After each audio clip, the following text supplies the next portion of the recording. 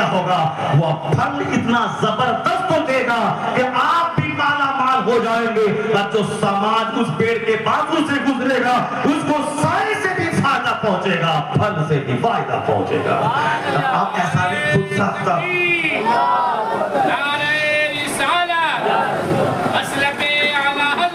اسلام یہ سکھاتا ہے۔ یہ بچہ جو آپ کے سامنے ہے اس کو آوارہ چھوڑے کل آپ کی چھاتی پہ بیٹھ کے مارے گا۔ اگر آپ نے اس کو ادب نہیں سکھایا کہ کیسے جینا ہے، کیسے مرنا ہے، کیسے کھانا ہے، کیسے واش روم جانا ہے، کیسے سونا ہے، کب اسکول جانا ہے، کب اسکول سے واپس آنا ہے، شام میں کتنے بجے کھیلنے کو جانا ہے، کتنے بجے کھیل سے واپس آنا ہے، اگر آپ نے 7 سال کے بعد اس کو مسجد نہیں لے گئے، مسجد کا راستہ نہیں دکھلایا، یہ 50 سال کی عمر میں بھی مسجد نہیں جا پائے گا۔ اگر جائے گا بھی انکمپلیٹ رہے گا۔ اس لیے دنیا کے سب سے بڑے رہنما پیغمبر اعظم نے کہا مروا اولادکم بالصلاۃ وہم ابناء السبع سنین، جب تیرے بچوں کی عمر 7 سال ہو اسے نماز کا آدیش دے، کبھی پڑھے گا کبھی چھوڑے گا، اب اسی طرح کرتا رہے گا 10 سال کا ہو جائے، اگر نمازی بن گیا تو واہ واہ، اگر نہیں بنا وَاضْرِبُوهُمْ عَلَيْهَا، اس پر اس کی پٹائی کرو، مارو اس کو، اور جب نمازی بن جائے تو اس کا بستر الگ کر دے۔ بچہ جب جوان ہو جائے اس کو اپنا دوست بنا لے،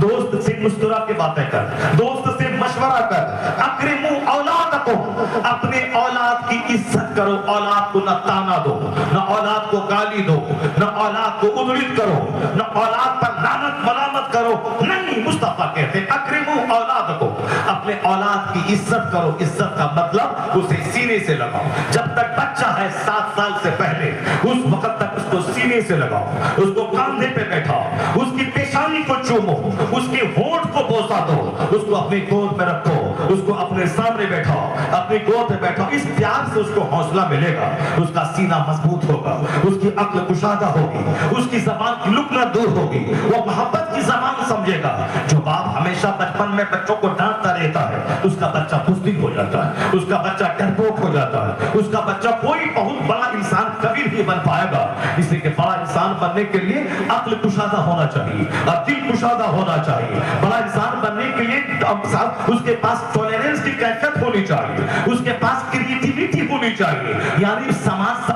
کی وقت چیز کو پیدا کرنے کی، اس نئی نئی باتوں کے سوچنے کی صلاحیت ہونی چاہیے۔ اور جو ڈرا ہوا رہے، جو سہما ہوا رہے، وہ کبھی نئی نئی باتوں کو سوچ نہیں پائے گا اور اپنا دماغ جلا کے کوئی نئی بات دریافت نہیں کر پائے گا۔ ڈسکوری کی کیپیسٹی ختم ہو جائے گی، انڈرسٹینڈنگ کی کیپیسٹی ختم ہو جائے گی، کنٹمپلیشن کی کیپیسٹی ختم ہو جائے گی، ڈسکور کی کیپیسٹی ختم ہو جائے گی، ہائیلی ڈیپ تھنکنگ کی کیپیسٹی ختم ہو جائے گی۔ اس لیے بچوں کو آزادی دیجیے، بچوں سے خوب پیار کیجیے اور خود سمجھائیے۔ ہاں 7 سال کے بعد بچوں کو کہیے کہ بیٹے اب آپ کا وہ وقت آ گیا ہے، آپ کو نماز پڑھنی ہے۔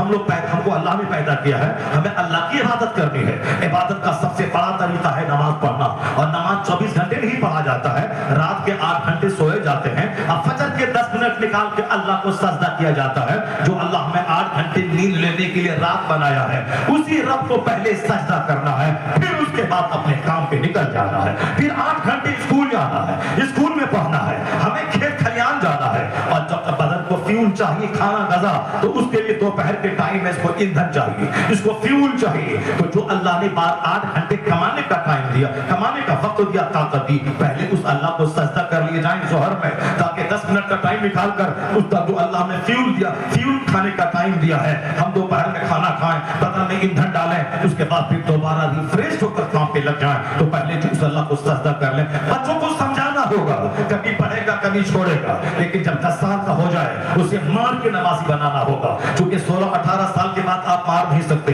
بچہ آپ کا پارٹنر، آپ کا دوست بن جائے گا، لیکن 10 سال کی وہ عمر ہے جس میں آپ کے ڈر کے مارے پر نماز پڑھے گا، ابھی ڈر سے پڑھے گا، مار کے ڈر سے پڑھے گا، پھر بعد میں خود بخود وہ نماز کی فضیلتیں جاننے کے بعد وہ شوق سے نماز پڑھے گا۔ لیکن بچے کو پہلے مار کے نمازی بنا دینا ہے، زمین دینا فرض نہیں ہے، اس کے لیے مارے مارے ہم پھر رہے ہیں کہ بچہ 4 ہے، اس کو 4 کتاب مکان بنا کے دینا ہے، جبکہ قیامت کے دن سوال نہیں ہوگا کہ تم نے اپنے بچوں کو مکان بنا کے کیوں نہیں دیا، قیامت کے دن سوال نہیں ہوگا تم نے اپنے بچوں کو زمین خرید کے کیوں نہیں دی، اللہ کی قسم یہ سوال نہیں ہوگا، نہ کہیں قرآن میں ہے نہ کہیں नहीं हदीस में है कि तुम बच्चों को मकान बना के दिया ही करो, जमीन खरीद को दो ही नहीं। अगर जमीन है मेरे पास, मेरे मरने के बाद बच्चों की जमीन होगी। अगर हमको अल्लाह ने मकान दिया है, मेरे मरने के बाद मकान बच्चों का होगा। हम वसीयत करें चाहे नहीं करें, मरने के बाद वह माल बच्चों का हो जाता है, बच्चों का होगा। मगर ये जरूरी नहीं है। अगर मैं किराए के घर में रहा, अपना घर कोई नहीं बनाया,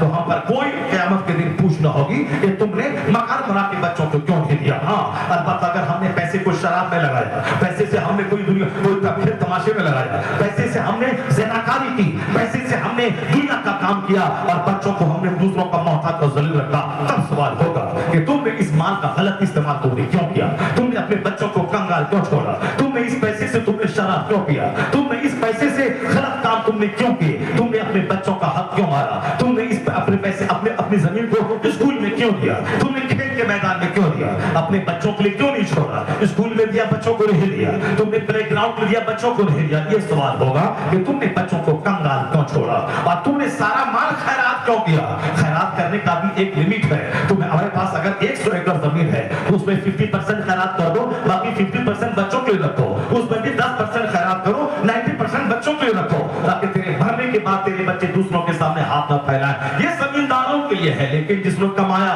मगर उसके पास दौलत नहीं बची, मकान नहीं रहा, जमीन नहीं रही, तो उस पर कोई सवाल नहीं होगा कि तुमने अपने बच्चों को मकान दुकान क्यों नहीं दिया। अलबत्ता ये सवाल होगा तुमने बच्चों को नमाज क्यों नहीं पढ़ाया, तुमने बच्चों को दीन क्यों नहीं सिखाया, तुमने अपने बच्चों को नमाज पढ़ने का आदेश क्यों नहीं दिया। ये सवाल होगा। जो सवाल होगा उसका कोई जवाब नहीं मेरे पास। लेकिन जो सवाल नहीं होगा उसके लिए मारे मारे फिर के मकान बना के देना है। सऊदी अरब में ऊंट चरा के 2-4-5 साल बकरी चरा के अपने वतन से बेवतन होके अपने बीवी बच्चों को भाग करके वहां रह के साहब 1 कट्ठा जमीन खरीद करके और